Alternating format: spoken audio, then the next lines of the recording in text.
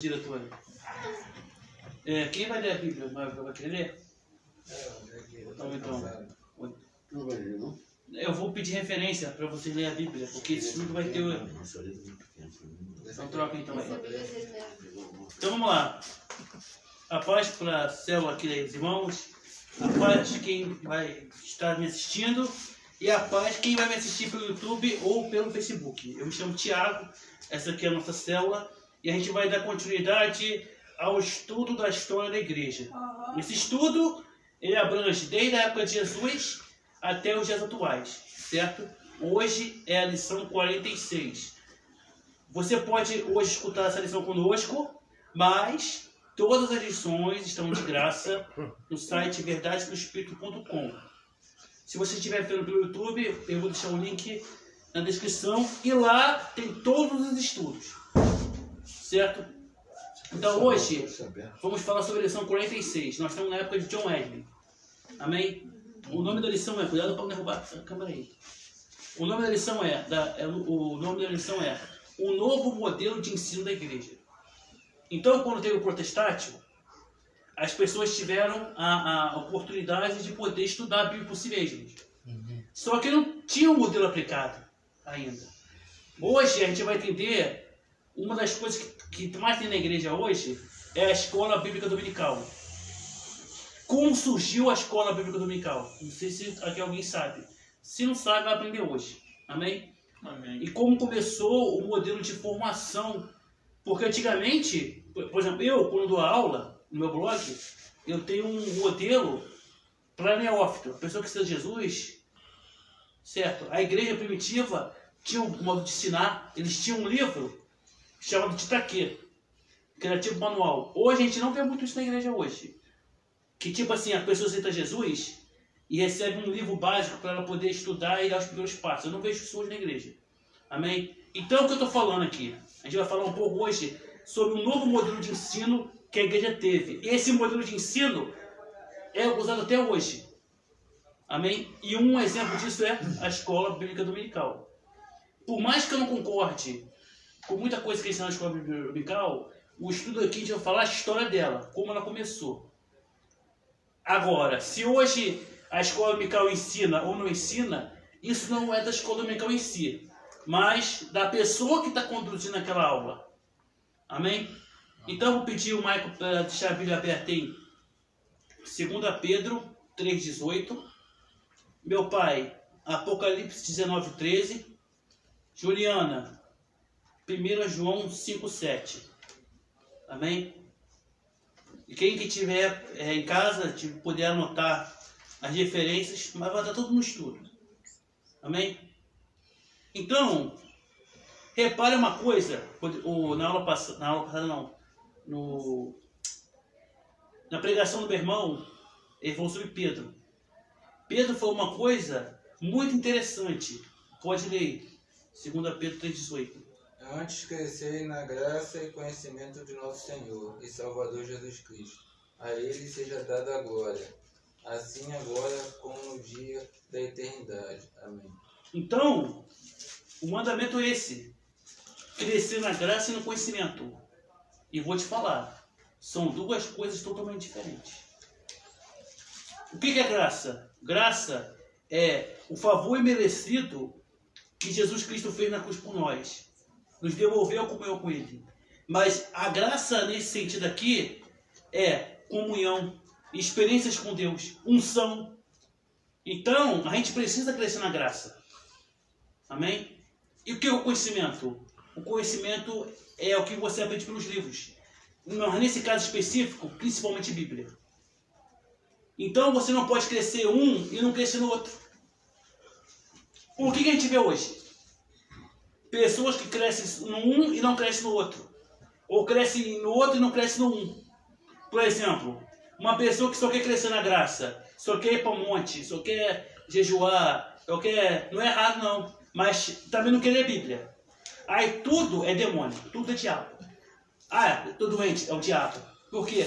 Só queria procurar na graça, mas não teve o conhecimento, que é nesse caso o discernimento. Aí a pessoa também que só cresce no conhecimento... cai no espírito do diabo, é demônio. Na Bíblia, a palavra não diz isso não. Por isso que tem que ter um equilíbrio. Amém? Então, não é você crescer, é crescer os dois ao mesmo tempo. Por exemplo, Jesus Cristo, ele é o dono da unção, ele é ungido. Mas ele também estudava. Tanto que ele era mestre dos rabinos. Ele estava acima dos aqueles caras que falam como é que é? Jesus é Rabone. Não, Ramone, mas...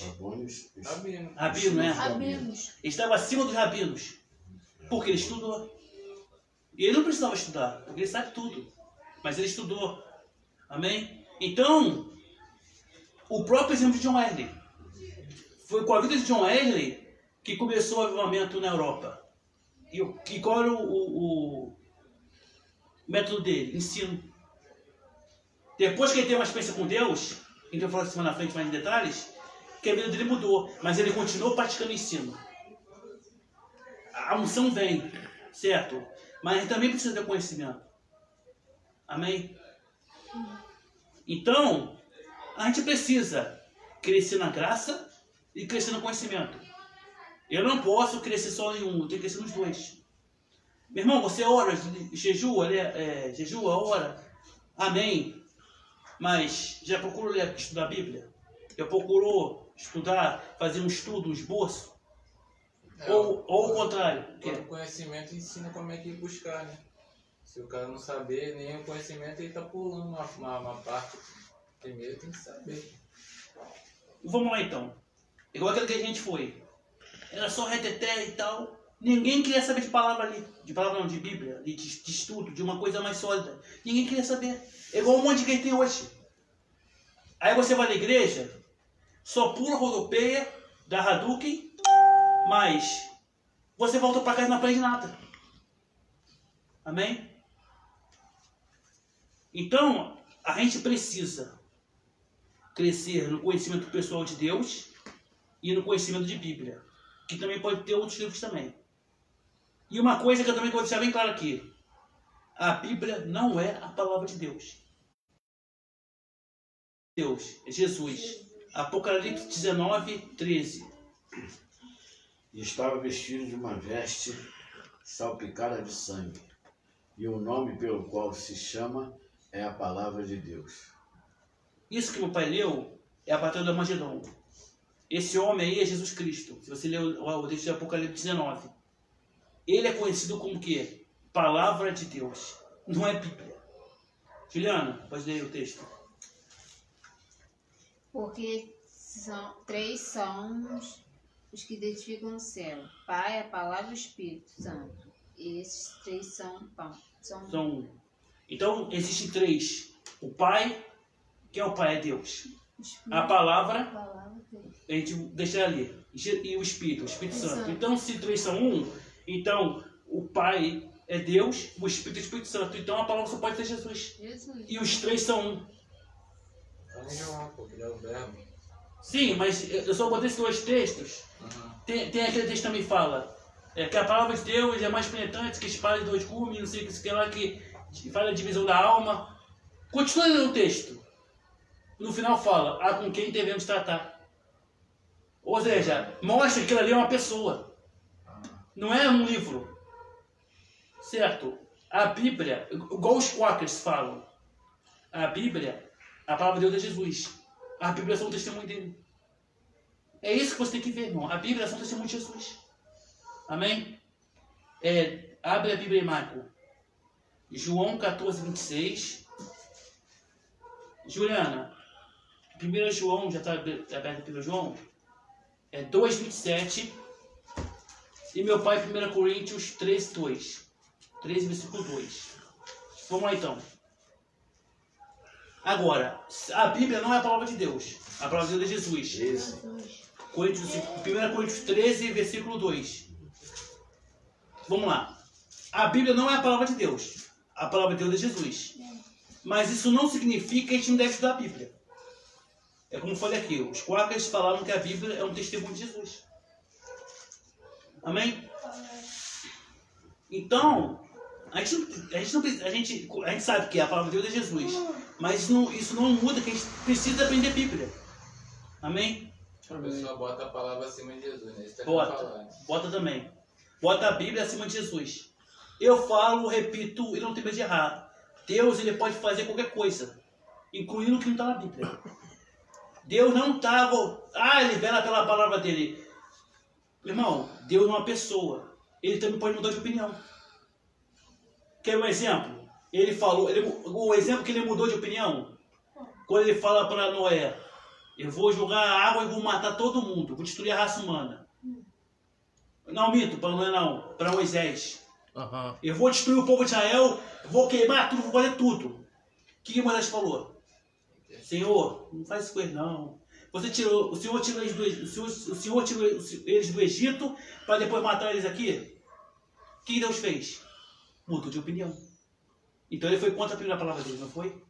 Não é questão nem de ser contra. Ele mudou de opinião. Ou seja, Deus, ele quiser, ele pode. Ele não mandou Oséias casar com uma prostituta.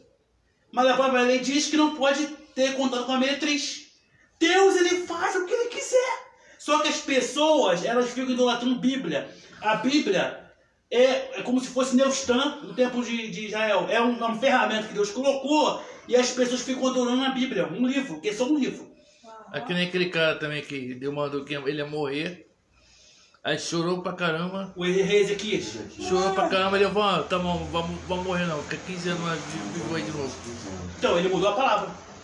Ele foi contra a palavra dele, então, né? Se for assim. Cara, Deus, ele pode fazer qualquer coisa. Quando você desprender disso, você vai voar na comunhão. Eu vou falar que sou herege, é o mesmo papo de fariseu. Amém? Pensa fora da caixa. Pensa. Pega as referências da Bíblia e vê. Deus, ele pode fazer qualquer coisa. Por quê? Porque ele é Deus. Amém? Eu não posso fazer qualquer coisa. Porque eu sou limitado às leis desse mundo. As leis físicas. Eu não posso atravessar a parede. Eu não posso... E a Bíblia foi inspirada por ele. Foi inspirada por ele. Tipo, eu não posso fazer esse ventilador ligar sozinho se não tiver energia. Assim, liga. Porque eu estou limitado às limitações humanas. Agora, Deus, ele pode fazer qualquer coisa porque ele é Deus.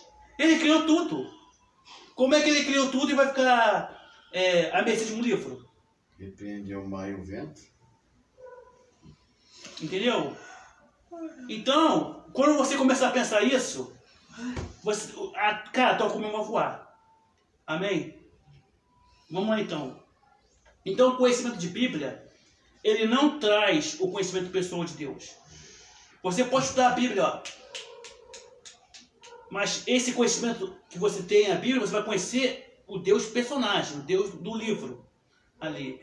Não vai conhecer o Deus pessoal. Ninguém vai conhecer alguém lendo o livro da pessoa. Você vai conhecer o lado dela naquele livro, naquele momento. Por exemplo, eu gosto muito do Daniel Mastral. Eu já li todos os livros dele, menos o último. Eu conheço bastante coisa da vida dele. Mas eu conheci ele pessoalmente é outra coisa. Nada que eu vi no livro ali vai mostrar como ele é de verdade. É a mesma coisa a Deus. Você pode ler a Bíblia toda. Só vai conhecer ele quando ele aparecer para você. E como eu digo aparecer para você, através do Espírito Santo, através de Jesus, através de anjos, através de uma experiência. E é isso que Deus quer. Deus quer que nós tenhamos experiência com ele.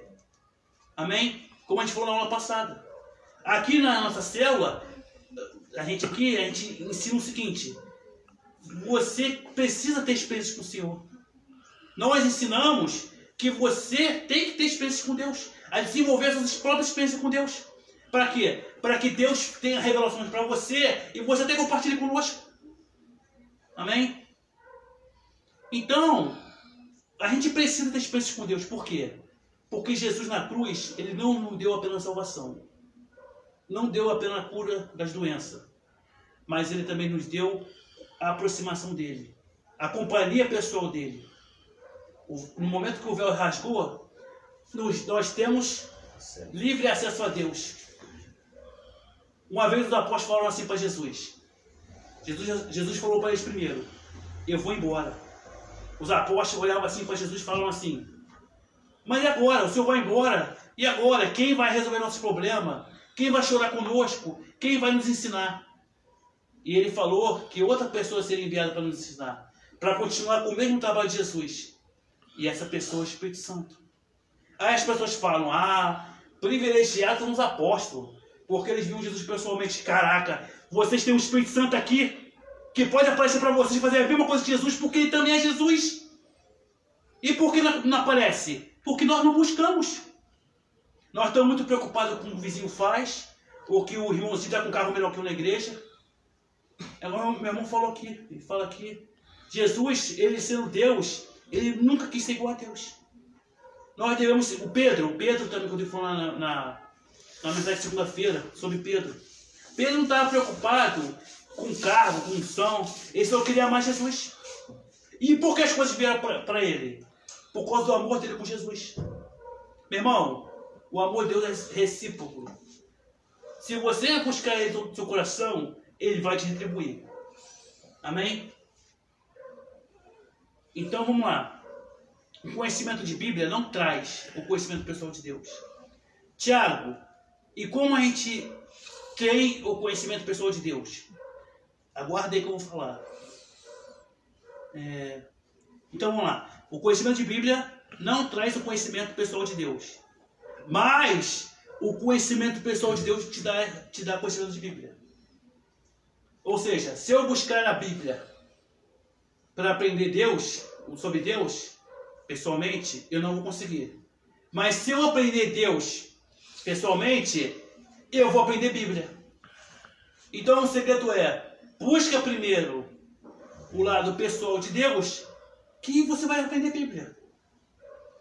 Aí você me pergunta, por que se eu busco Bíblia, eu não aprendo de Deus, mas se eu busco Deus, eu aprendo de Bíblia? Porque é o Espírito Santo que ensina. 1 João 2,27. E a unção que vos recebeste dele fica em vós, e não teis necessidade que alguém vos ensine, mas como a sua unção vos ensina, todas as coisas é verdadeira, e não é mentira, como ela vos ensinou, assim nele permanecerei. João 14,26.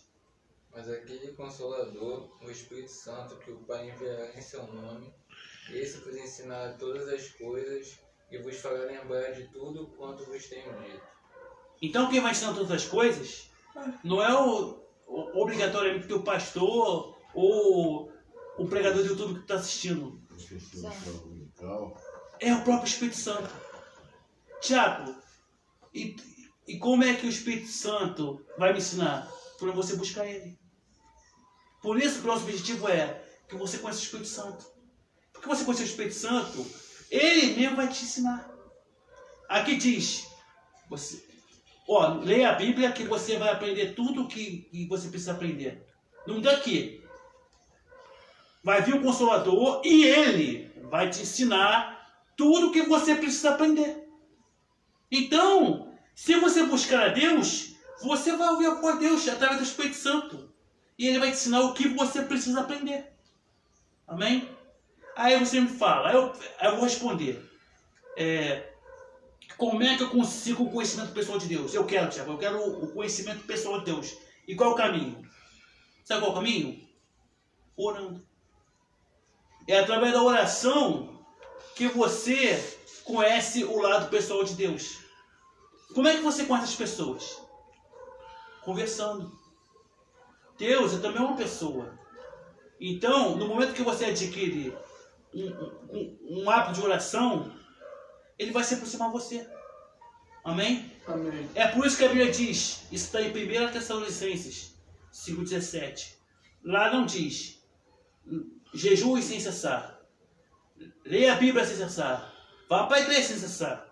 Mas diz, orar sem cessar. Sabe o que quer dizer isso?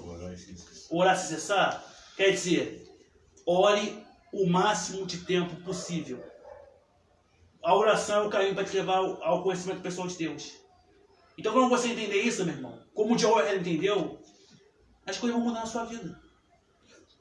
Todos nós, independente de ministério, independente de credo religioso, todos nós cristãos, nós precisamos da essência do Espírito Santo. Precisamos de Deus físico na nossa vida.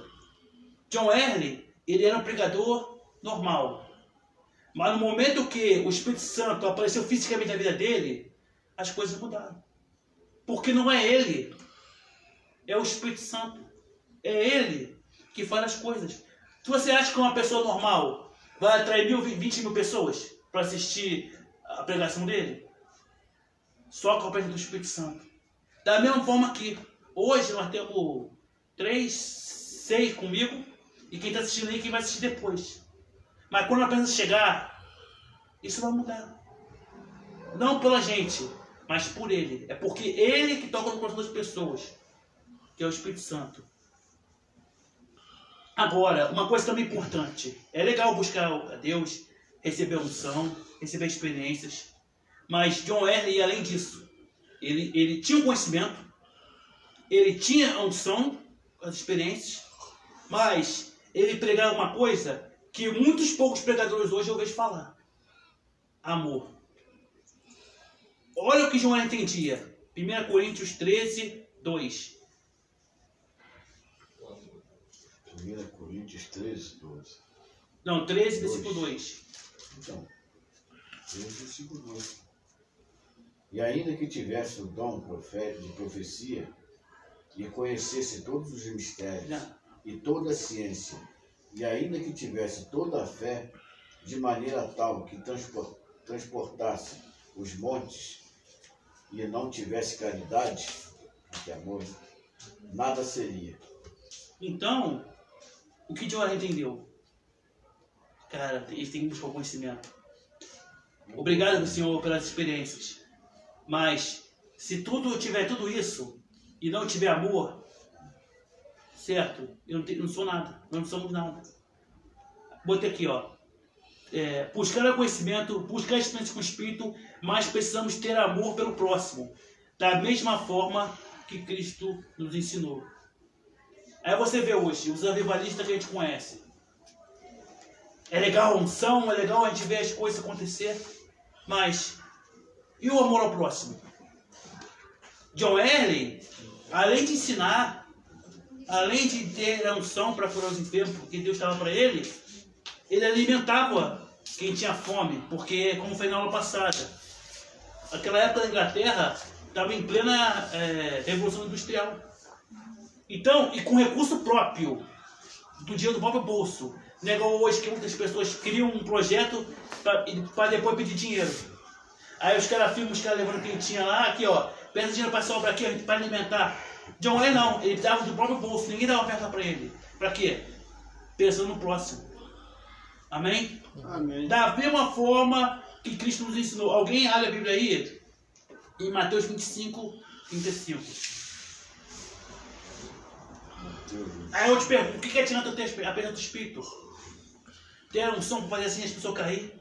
Se eu não tiver amor próximo? Hein? O Rodrigo fala sempre isso. Todos nós somos iguais. Por mais que... 25, capítulo 25, versículo 35. Do 35 ao 40. Não, agora não. Então, John Wesley entendia isso. Nós somos todos iguais, meu irmão.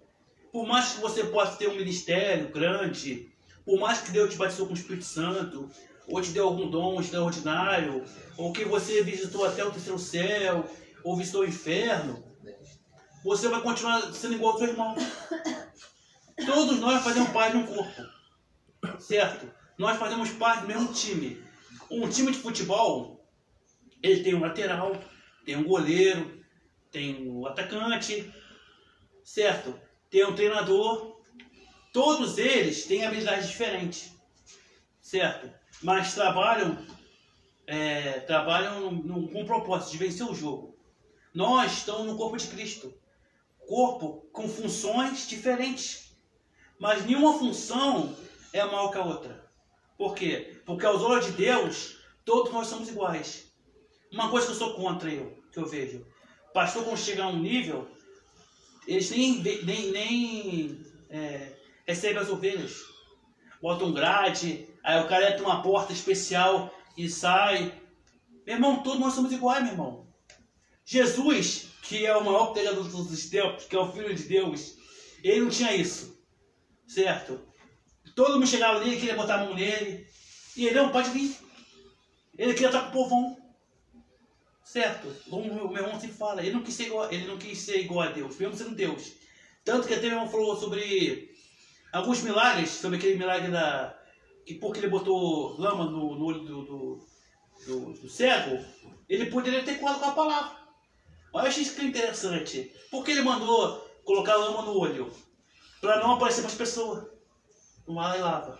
Para as pessoas não ficarem vendo lá que ele está curando. Olha, se fosse uma pessoa hoje, ela falou, olha aqui, vou orar, vou botar a mão e todo mundo vai ver que eu sou ungido. Mas não, lava o olho aí, vai lá. Por quê? A preocupação de Jesus não é o próprio nome. Mas também porque ele foi em condições para ver se o cara, né? Porque Naamã também não queria se jogar no rio. Ah, esse rio está barrento. E o Eliseu mandou dar 7 mergulhos. Se ele não fizesse aquilo, não ia ser curado. Mas agora Naamã é diferente. Porque ele olhou a circunstância. O rio barrento, pô, na minha cidade tem rio melhor que uma água mais limpa. Se não fosse o servo dele, falou, não, meu senhor vai ficar curado e tal. Então quando ele mandou o servo lavar, passou terra no olho do servo, mandou lavar um pocilho, é para isso também. E também ele botou dificuldade para ver o que o cara dizer. Entendeu? Esse então, que é o de nascença? Não? É esse que é o de nascença? Não. É esse? Então vamos lá. Então, por quê? Porque ele não quer aparecer. Por mais que a gente receba unção, a gente tem que ser igual a Jesus. Jesus estava preocupado em quê? Ensinar Deus às pessoas. Eles são Deus. E nós não. Não é assim, como eu digo a igreja. Quer fazer um ministério, o Rodrigo fala, botar a foto do cara com a Bíblia lá, a Bíblia assim. Hoje agora a mania é fazer mega templos agora. Cidade daquilo, não sei, recanto daquilo, Templo de Salomão. A preocupação dos caras é fazer um templo. Só que, meu irmão, Jesus quando vier buscar a igreja, ele não vai buscar templo. Vai ficar tudo por aqui na mão do anticristo. A gente precisa o quê? Amar nosso irmão, certo? Olha que coisa interessante. John Wesley tinha a presença do Espírito, certo? Não sei se alguém lembra na aula passada como é que ele começou a ter essa experiência com o Espírito Santo. Se alguém quiser comentar, senão eu vou... Não, foi uma célula, mas não falou... Foi durante uma célula Okay. que ele tinha uma célula. Ele se reuniu com os amigos dele da faculdade e criou um clube chamado Clube Santo. E esse clube ele estudava a Bíblia. E tinha como se fosse aqui uma célula. Aí cada semana tinha uma pessoa que dava uma pregação. Então, um dos caras teve uma pregação sobre Martinho Lutero, sobre um texto que Martinho Lutero escreveu, falando sobre a graça. Que João Wesley também estava entendendo o que era graça. Porque, assim como Martinho Lutero, João Wesley não acreditava que Deus poderia perdoar o homem, porque o homem é pecador. Porque pecava daquele pecado, pedia perdão a Deus, mas cometia o pecado de novo. Ele não entendia isso. Aí no momento que um amigo dele lá pregou sobre esse texto de Martinho Lutero, o coração dele ficou, ele sentiu algo no coração. E essa experiência é conhecida como o coração aquecido. Ou o coração aquecido de John Wesley. Se você procurar no Google, vai encontrar essa experiência dele. Não foi no culto de reteté que ele recebeu a presença física do Espírito Santo. Foi um cara lendo um texto lá, explicando com a gente aqui. Aí no momento ele, sentiu no peito. Aí a vida dele mudou. Como a gente falou na aula passada, amém? Mesmo assim, aquela experiência mudou a vida dele e a conheceu como um coração aquecido. Mesmo assim, com a presença de Deus, em cultos que tinha até 20 mil pessoas, o Wesley e membros do seu corpo santo, que foi conhecido pelas pessoas como metodistas, por isso que surgiu os metodistas, o que eles faziam? Procuravam ajudar o próximo. E também visitar os presidiários lá. Agora você pode ler, Mateus 25, 35 ao 40. Porque tive fome e deste-me de comer. Tive sede e deste-me de beber. Era estrangeiro e hospedaste-me. Estava nu e vestiste-me. Adoeci e visitaste-me. Estive na prisão e foste ver-me. Então os justos lhe responderão, dizendo: Senhor, quando te vimos com fome e te demos de comer, ou com sede e demos de beber, e quando te vimos estrangeiros e te hospedamos, ou nu e te vestimos, e quando te vimos enfermo ou na prisão e fomos ver-te? E respondendo o rei, lhes dirá: em verdade vos digo que, quando fizestes a um destes meus pequeninos irmãos, a mim o fizeste. Então, quando você alimenta o próximo, você vai na prisão visitar quem está preso lá, talvez até injustamente, dá alimento que precisa, roupa que precisa, você não está ajudando só aquela pessoa, você está fazendo bem para o próprio Jesus. Certo? Então, olha só, John Wesley tinha unção, John Wesley tinha conhecimento, o culto dele tinha às vezes 20 mil pessoas, mas sabe qual a preocupação dele? Ajudar o próximo. Eu vou falar aqui 5 frases dele, John Wesley. Irmão, é legal você querer ter um ministério, todos nós devemos pregar a palavra. Se eu não me engano, John Wesley falou uma frase assim: o cristão está preparado para 2 coisas, tem que estar preparado para 2 coisas: para morrer e para pregar. Essa é uma das frases de John Wesley. Se eu estiver enganado, depois alguém me corrige aí. Mas uma das frases dele que eu lembro é essa: o cristão está preparado para 2 coisas: para morrer e para pregar. Né, Juliana? Né, Vinícius? Tem que estar preparado para pregar. Também, né, Juliana? Vamos lá então. Agora eu vou falar aqui algumas frases de John Wesley para reforçar o que eu ensinei agora. Olha o que o John Wesley falou. A primeira frase: cuidado para não ser tragado pelos livros. Um grama de amor vale mais que 1 quilo de conhecimento. Hoje, qualquer um que estuda um pouco de Bíblia já acha que sabe mais que os outros. Acha que conhecendo de Bíblia faz você ser mais cristão que o próximo. Eu, no meu blog, eu recebo cada comentário às vezes, o cara não concorda comigo. Ninguém vai concordar comigo, não. Mas, aquele negócio, estude mais. Estude mais. Não, ele só fala pra mim, estude mais. E às vezes com um erro de português, você não sabe nada. Eu nem respondo, cara. E também não apago, não, deixa o cara falar o que quiser. Sem liberdade de expressão. Claro, se me xingar, aí eu bloqueio. Porque eu não vou ser da ninguém ficar me xingando, mas deixa o cara falar. Aí eu sempre falo assim: tá bom, tem que estudar mais? Você é o dono da verdade? Então, já que você é o dono da verdade, tem uma verdade tão extraordinária assim, cria uma célula, cria um canal no YouTube, cria uma página no Facebook e faça na obra você. Ajude a gente. É mais um braço. Mas as pessoas gostam de falar, as pessoas se acham. Teve até uma vez meu pai me contou de um cara lá da igreja, que se achava muito. Que se achava muito conhecido de Bíblia. Não sei se o senhor lembra disso. Lembra? De um senhor que se achava muito conhecido de Bíblia. Meu irmão, se eu tiver o conhecimento de Bíblia e não tiver amor, não sou nada. A chave do cristianismo não é a unção e o poder, não. É o amor. Cristo, ele curava o cego e levantava o defunto, o morto. Mas ele foi reconhecido por quê? Por uma pessoa que amava os outros. Então nós, como estamos cristãos, querendo seguir o conselho de Cristo, precisamos amar as pessoas. Claro que amar não é fácil. Amar é suportar, porque todos nós, seres humanos, somos terríveis. Amém? Amém. Então essa foi a primeira frase. A segunda frase é: faça todo o bem que puder, por todos os meios que puder, de todas as maneiras que você pode, em todos os lugares que você puder, em todas as vezes que você puder, para todas as pessoas que você puder, enquanto você pode sempre. Então eu faço bem.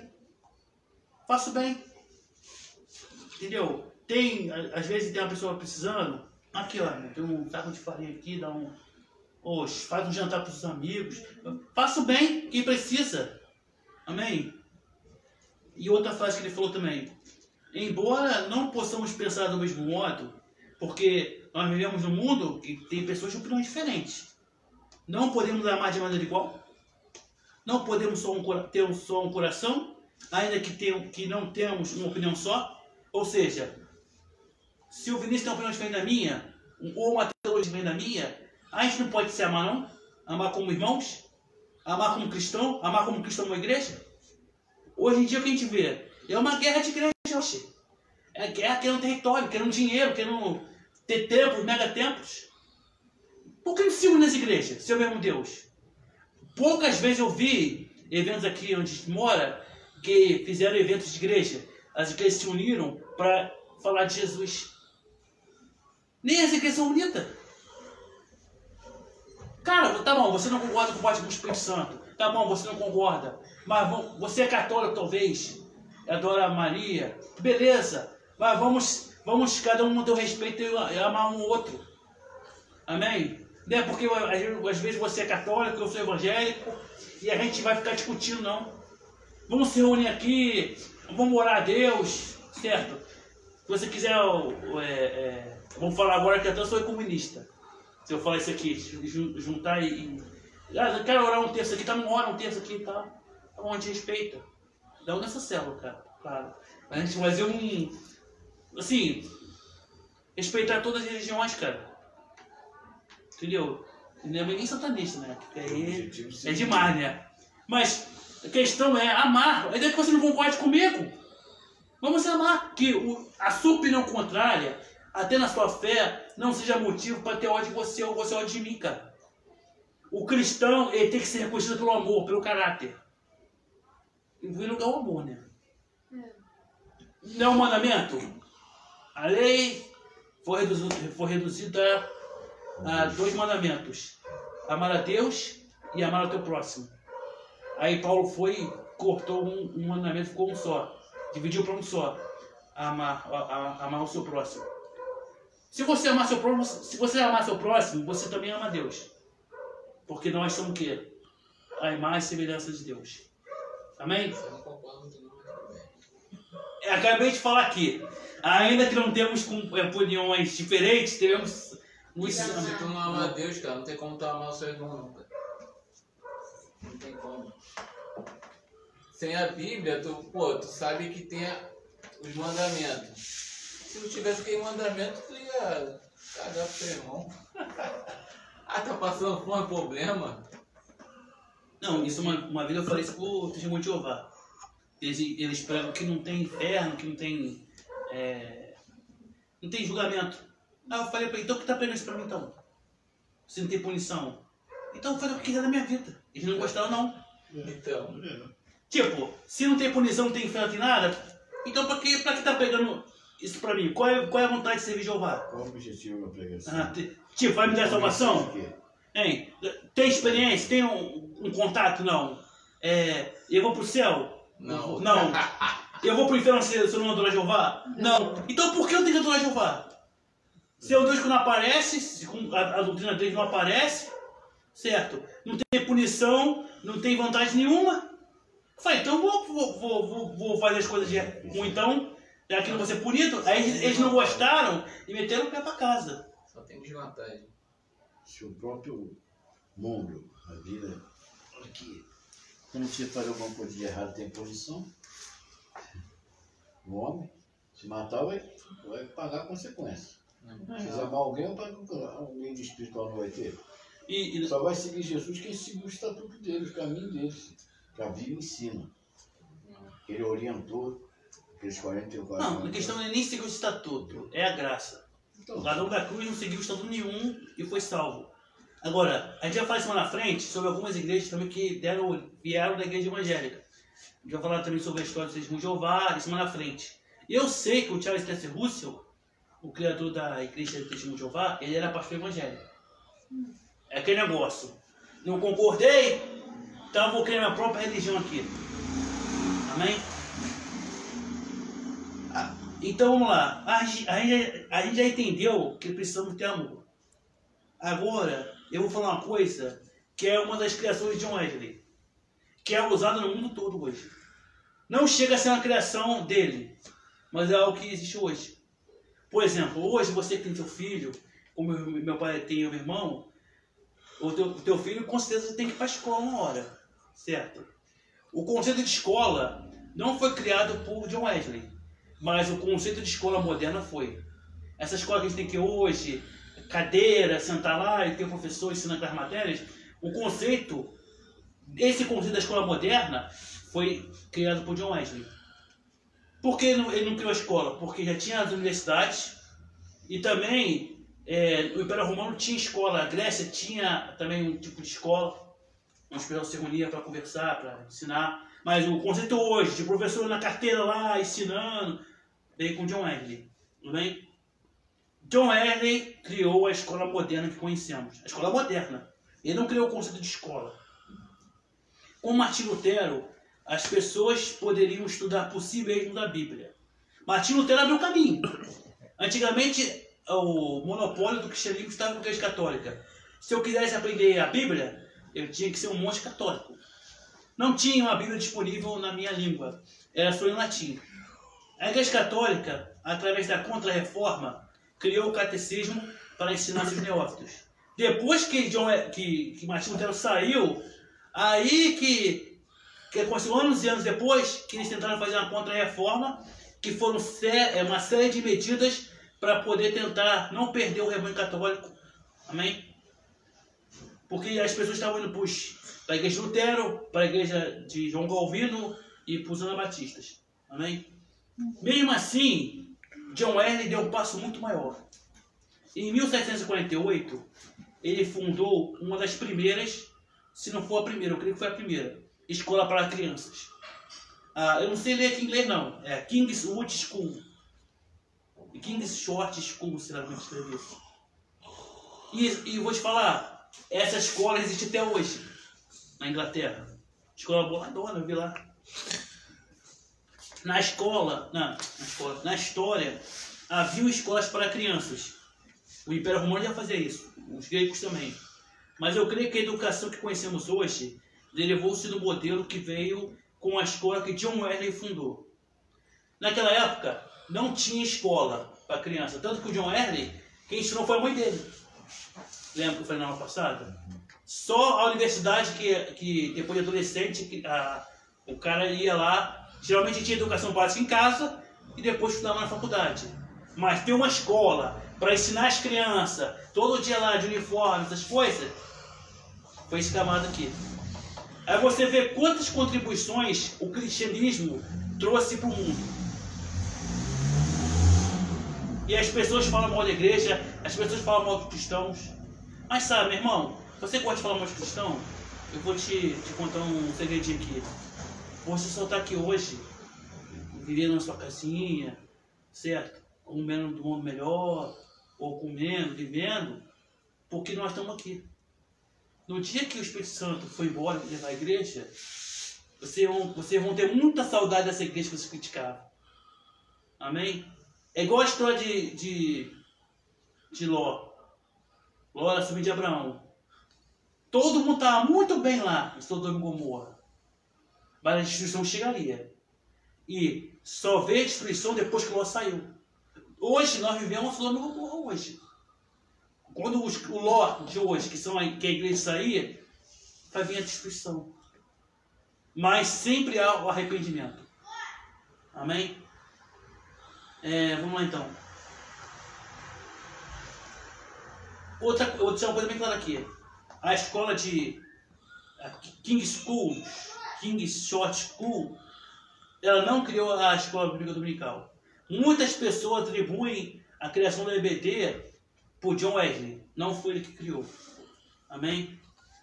E quem criou eu creio que a King's School ela foi baseada talvez na própria EBD. Por quê? O cara que criou a escola bíblica dominical, ele fazia parte da igreja de John Wesley, que é a igreja anglicana, que a gente vai falar agora. Lembrando, John Wesley estava na igreja anglicana. Depois que teve ele tinha um clube, ainda na igreja anglicana, certo? Depois ele saiu da igreja anglicana. Mas ele viu lá, um cara lá, criar um sistema todinho que ensinou a EBD. E eu creio que foi o sistema da EBD também que ele criou essa escola. A King Short School. Amém? Agora, para finalizar, eu vou falar um pouco sobre a criação da escola bíblica dominical. Você vê na época de Jesus não tinha escola bíblica dominical. Foi que nem na época das cruzadas, do protestantismo, de Lutero, Calvino, não tinha escola bíblica dominical. Então por que a gente vai para a igreja? O teu líder reclama, você tem que vir para a escola bíblica dominical aprender. Isso começou com um membro da igreja anglicana. Eu vou ler aqui, ó. Não foi John Wesley que criou a EBD. Ele muito provavelmente deve ter se inspirado na própria igreja anglicana, da qual fazia parte antes de criar a igreja metodista. O autor da escola bíblica dominical foi um jornalista chamado Robert Hikes. Certo? E como é que surgiu essa ideia de vou criar uma escola bíblica dominical? Talvez foi até com outro nome, né? Mas o conceito, ele era jornalista, né? Certo? E ele via de manhã lá na casa dele, na rua, as crianças tudo desocupadas. Aí eu vou ler aqui, ó. Ele viu crianças desocupadas nas manhãs de domingo, passando o tempo brincando, brigando e aprendendo toda uma série de vícios. Então ele viu as crianças se tornando bandido. Lembrando que a gente está na época da Revolução Industrial. Então as crianças no domingo, tudo desocupadas.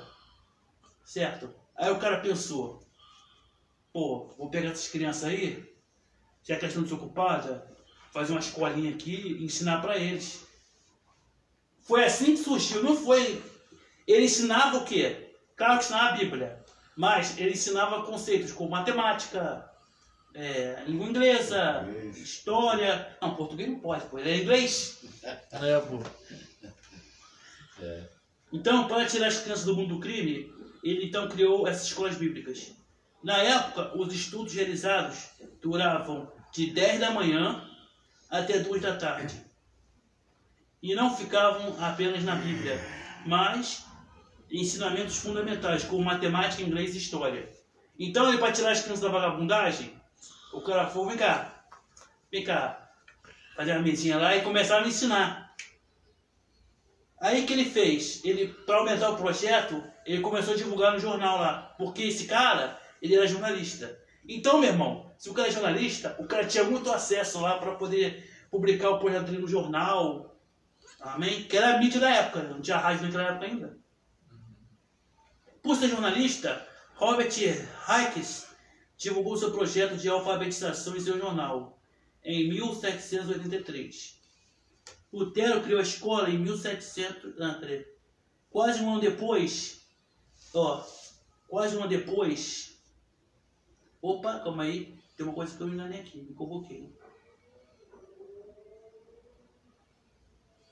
Agora que eu reparei. Se John Wesley criou a escola em 1748 e o cara começou em 1783... Ele não poderia ter se inspirado nesse cara para construir a escola. Então, isso aqui eu mudo minha aula aqui. Não, porque eu pensava que... Mas depois vendo as datas aqui, me perdoe-me. Amém? Então, vamos lá. Talvez John Wesley pode ter... Não, John Wesley não. Esse cara pode ter se inspirado na escola de John Wesley. Amém? Então, a gente... Só mudar os fatores aqui. Então, por ser jornalista, Robert Hikes divulgou seu projeto de alfabetização em seu jornal. Isso em 1783. Depois de um ano, sabe quantas crianças a fundação ele tinha? Virou uma fundação? Alguém dá um chute aí. 1.000. Mais. 3.000. Mais. 10.000. Mais. 15.000. Mais. 25.000. Mais. Muito mais. 50. Mais. 100.000. 100.000. Mais. 200.000. Em um ano, cara de crianças de rua criou a fundação para 200 mil. Não tinha Google, não tinha YouTube, não tinha rede social, não tinha internet. O que tinha no máximo era pombo correio e jornal. 200 mil. Amém? Isso em um ano. Em um ano. Aí você vê quantas crianças foram abençoadas. Se tornaram talvez alguém. O projeto da EBD acabou sendo um sucesso, retirando muitas crianças da criminalidade. O sucesso do projeto, idealizado pelo jornalista francês, então tomou outros ares. Ele acabou se associando por um comerciante bem-sucedido que ajudou ainda a expandir seu projeto. Então, provavelmente ele ganhou muito dinheiro também com isso, certo? Começou a ganhar dinheiro com empresário, com essas coisas. Então essa foi a lição 46. Talvez na próxima aula a gente vai começar a falar sobre o avivamento do Brasil. Indo para o Brasil, né? Se alguém já ouviu falar sobre a Rua Azusa, a gente vai falar um pouco. Já estamos quase no final da história da igreja. Alguma dúvida? Senhor, muito obrigado por quem assistiu a aula até aqui, Senhor. Obrigado pela presença de todos que vieram nessa célula. Muito obrigado, Jesus, por essa aula. Obrigado por mais uma vez estar aqui, podendo, Jesus, fazer a obra. Muito obrigado, Senhor. E segunda-feira possamos estar aqui de novo para te adorar em espírito e em verdade. E nós estamos te esperando, Senhor. Amém. Pode guardar.